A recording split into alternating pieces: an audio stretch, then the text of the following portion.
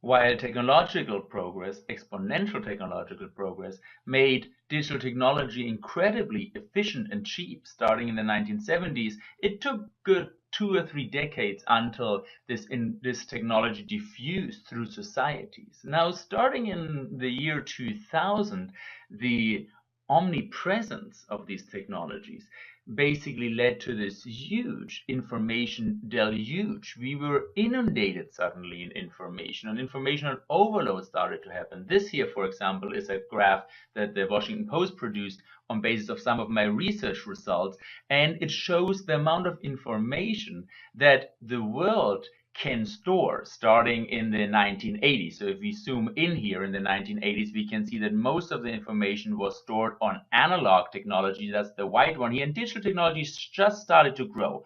After the year 2000, it basically exploded and led to a large variety of different technology. It doesn't mean that there's no analog, like paper, for example, technology around anymore. There's much more paper than there's been ever before. But the digital technology just has become, the digital information has become the vast majority of our global memory. So if you look at the percentages in the 1980s, in the late 1980s, less than 1% of the world's technological memory was in digital format, and in 2007, almost all of it is basically digitized. We estimate that around the year 2002 is, you could say, the beginning of the digital age, because there, for the first time, it was able to store more information on digital memory than on analog memory.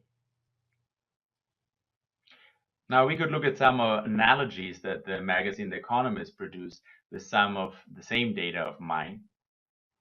And it says that if we would store all the world's technologically stored information on double printed book paper in 1986, we would have been able to cover all the world's land masses with one layer of double printed book paper. In 2007, we could have covered all the world's land masses already with one layer of books. In 2014, it would be 5 layers of books. That means every square inch in the Sahara, every part of your garden and of my parking space in front of the house would be covered with 5 layers of books.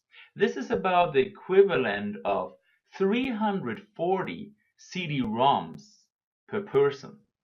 If we would take these CD-ROMs and stack them up, we could make about 7 or 8 piles of CD-ROMs that go from here to the moon. That's how much information we can store in the world in the year 2014.